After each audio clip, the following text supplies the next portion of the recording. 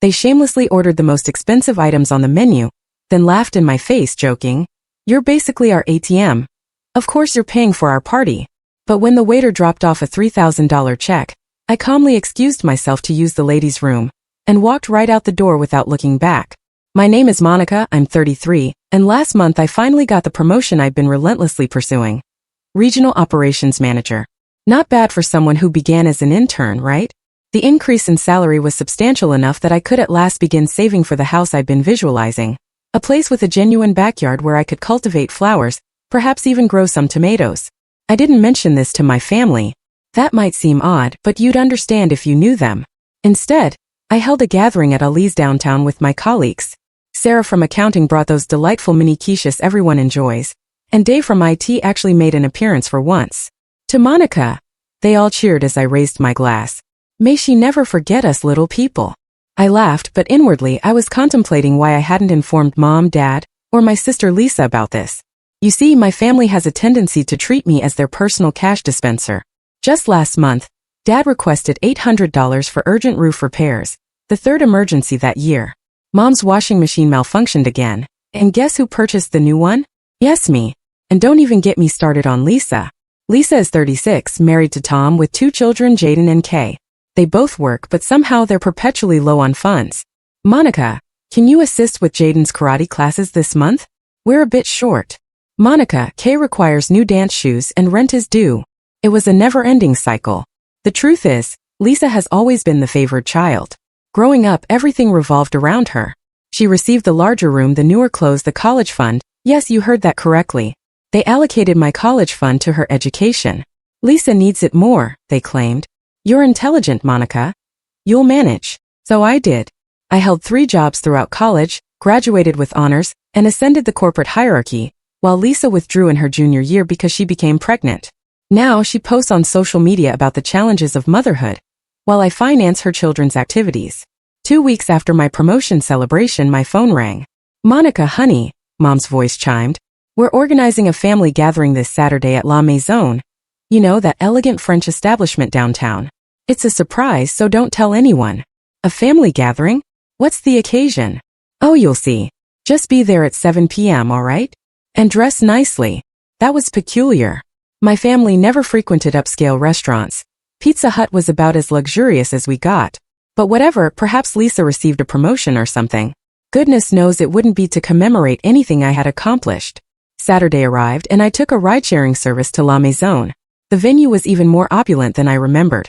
Pristine tablecloths, crystal goblets, the works. I stepped inside and nearly had a heart attack. The entire extended family was there. Aunt Carol from Phoenix, Uncle Mike from Boston, cousins I hadn't seen since high school, at least 30 people, all impeccably dressed and seated at an enormous table in the private dining room. Monica. Mom waved frantically. Over here, sweetie. I made my way over, feeling as though I was in some strange dream. The empty chair beside Mom had my name card on it.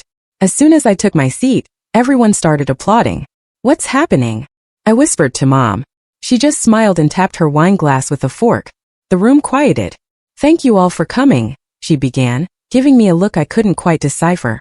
We're here tonight to celebrate something truly special. Our Monica has received a significant promotion at work. More applause. My stomach plummeted.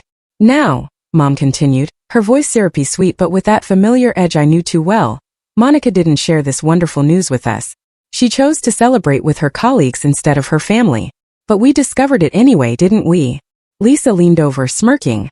Cousin Beth saw you at that bar. She informed Mom everything. Great, just great. Mom raised her glass. So tonight we celebrate properly. Order whatever you desire. The most expensive dishes, the finest wines. Nothing's too good for our Monica's special night. The relatives went wild. Menus flew open, and suddenly everyone was ordering lobster, filet mignon, bottles of champagne. People who likely couldn't even pronounce half the dishes were pointing at the priciest items and inquiring about them from the waiter. I sat there with a glass of water, my appetite vanished. This wasn't a celebration. This was a penalty. Dad requested 3 bottles of the most expensive wine on the menu. Aunt Carol ordered the seafood tower. Uncle Mike ordered 2 appetizers and 3 entrees to sample everything. About an hour in, the restaurant manager approached our table. She leaned down to speak to Mom. Excuse me, ma'am. Who will be settling the bill this evening? The current total is quite substantial. Mom didn't miss a beat. She pointed at me and declared loudly enough for everyone to hear. "Oh, Monica will take care of it. She's our personal cash dispenser." The entire table erupted in laughter. I felt my face flush with indignation and embarrassment. These people, my own flesh and blood, were treating me like a jest, like a credit card with no limit. But I didn't create a scene. I didn't storm out.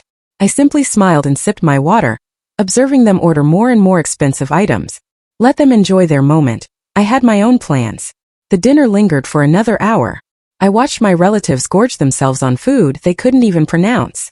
Cousin Jerry ordered something called foie gras, and then asked the waiter if it came with ketchup. Aunt Marie got the $200 Wagyu steak and complained it was too small.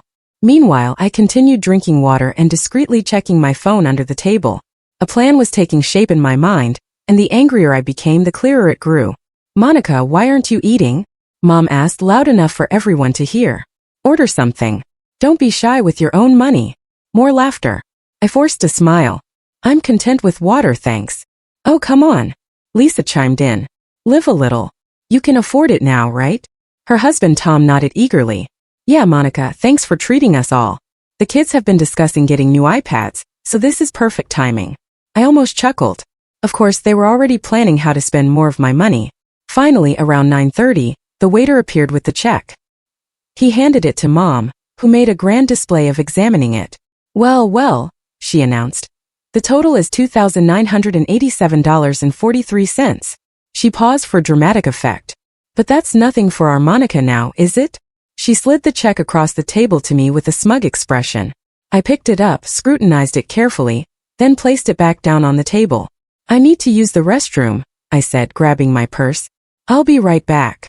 "Don't take too long." Dad called after me. "The staff's waiting." I walked calmly towards the restroom area, but instead of entering, I waited near the entrance. A large group was arriving for a birthday party, creating the perfect diversion. I slipped out the front door and into the cool night air. My hands were trembling as I walked down the street, but not from fear. I was seething.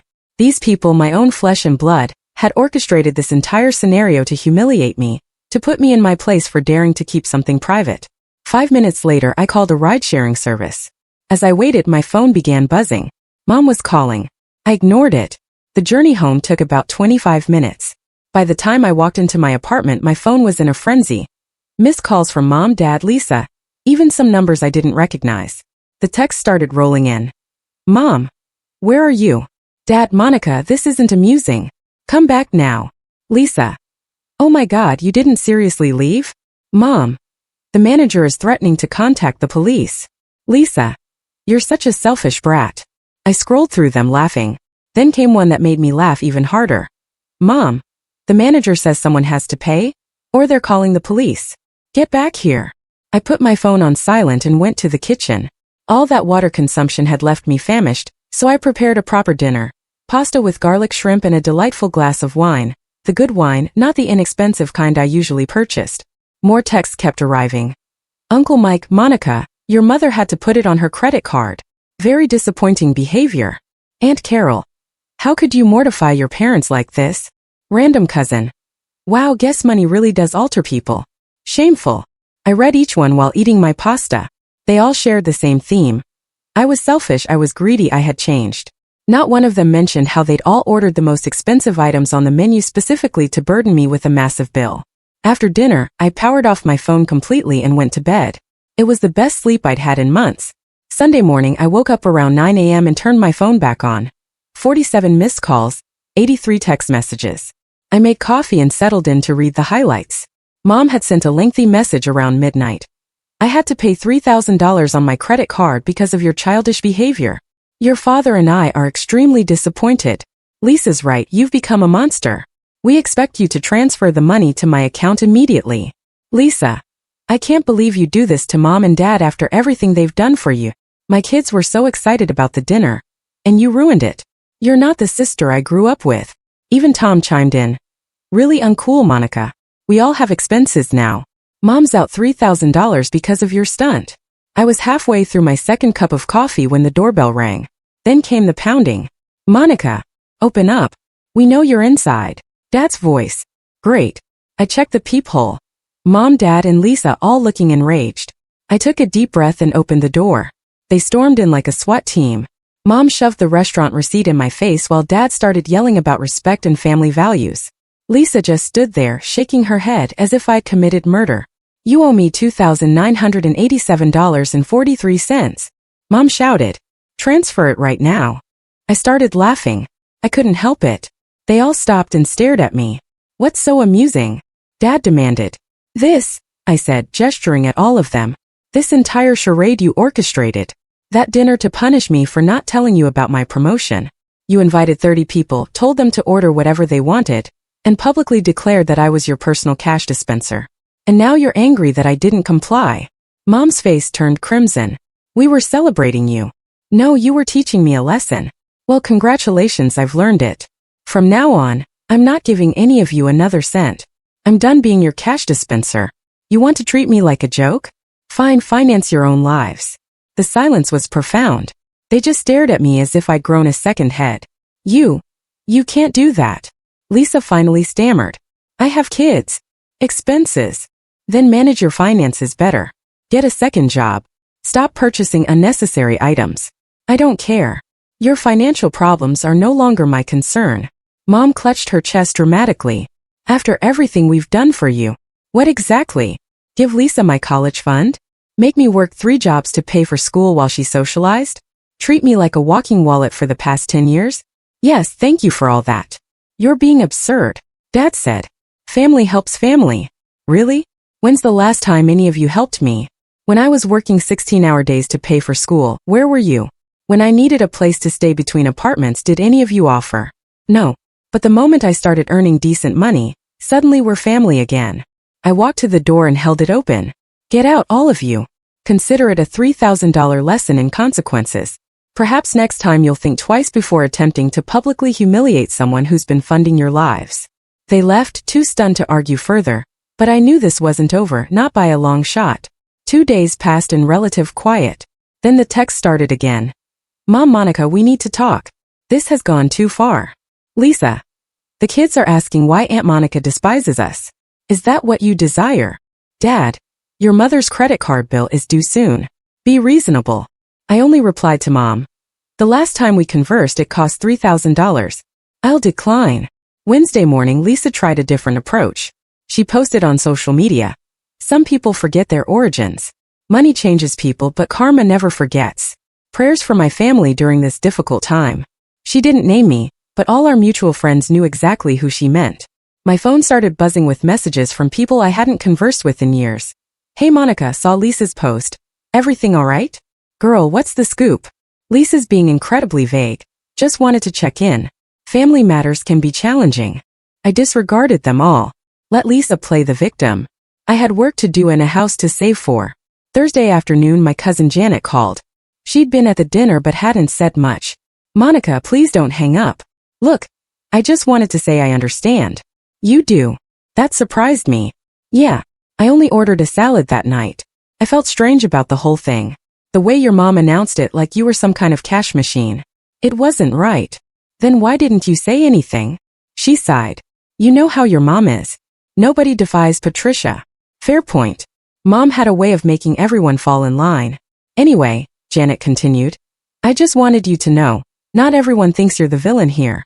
But the family's quite agitated. Your mom's been contacting everyone, playing the victim. Of course she has. And Lisa's telling people you're cutting off the kids, making it sound like you're punishing Jaden and Kay." I snorted. "The kids have 2 working parents. They'll be fine." After we hung up, I checked Facebook again. Lisa had posted a photo of Jaden in his karate uniform with a caption. "Last class today.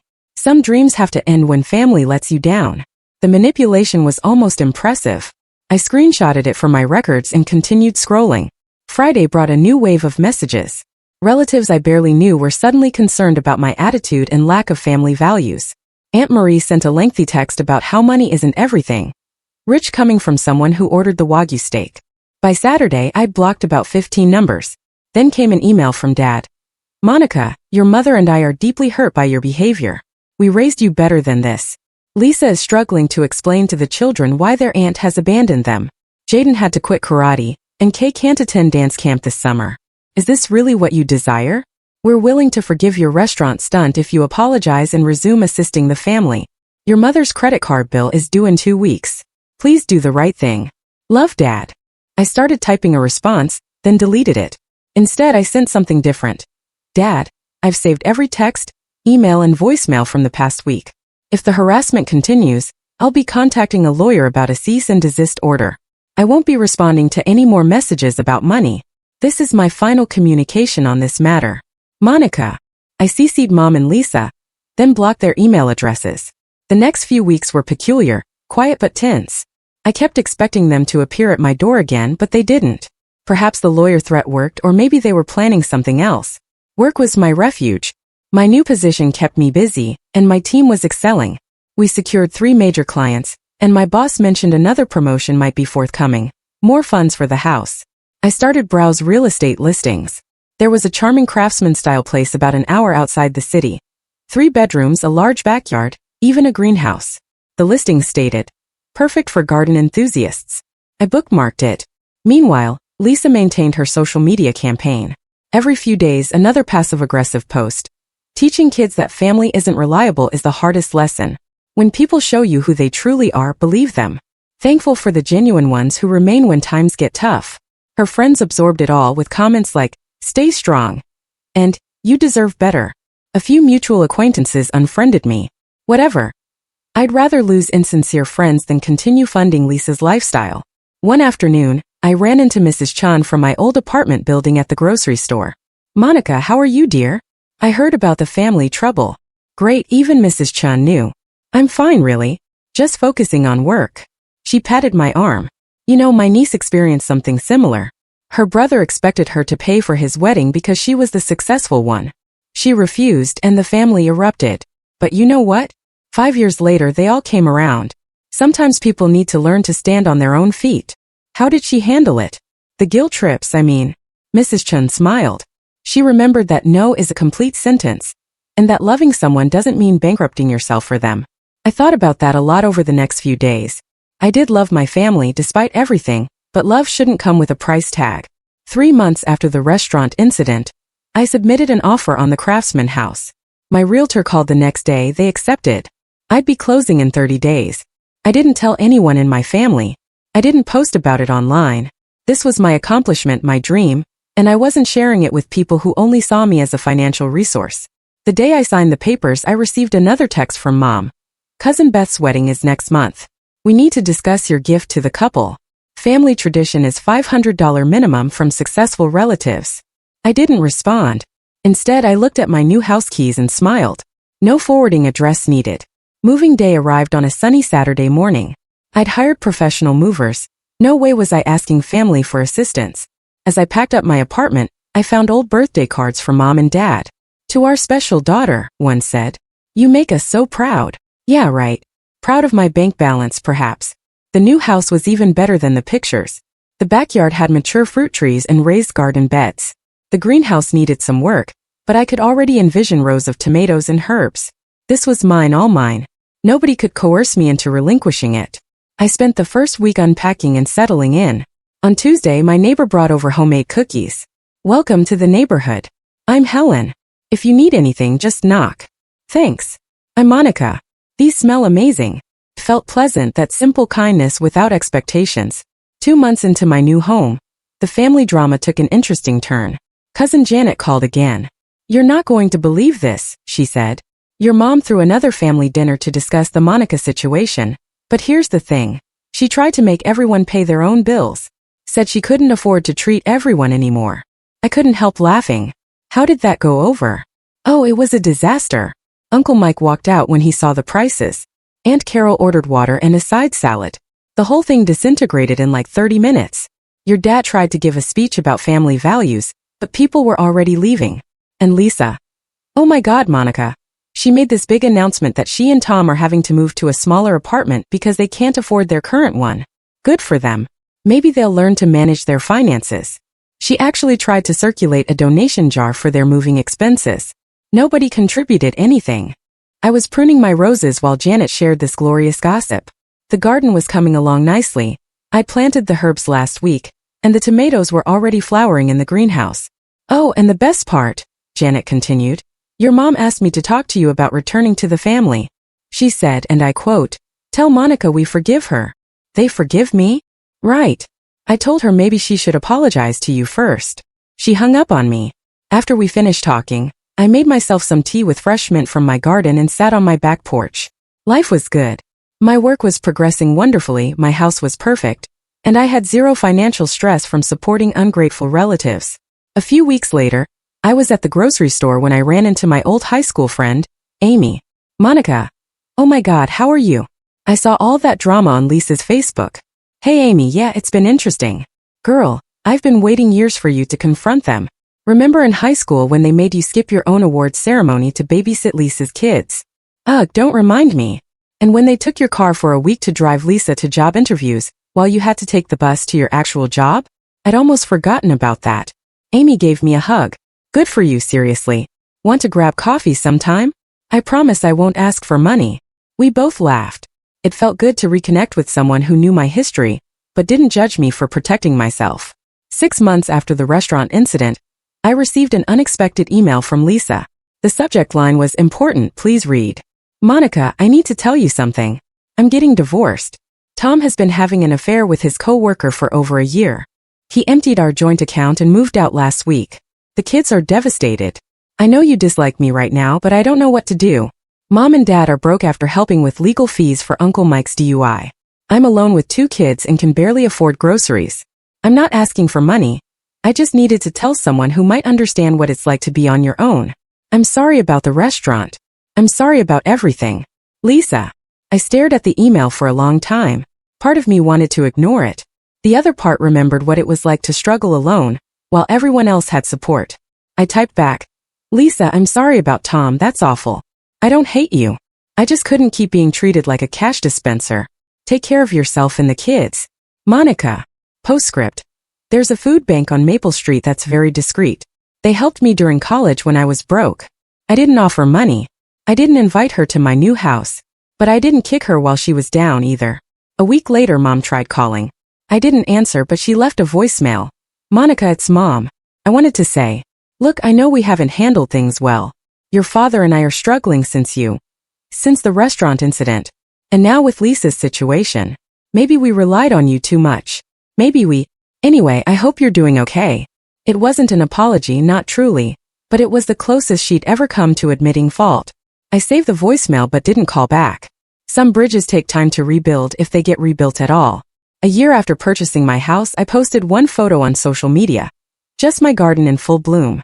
No house pictures, no address hints, just flowers and vegetables. Amy commented, your garden is gorgeous. Janet wrote, living your best life.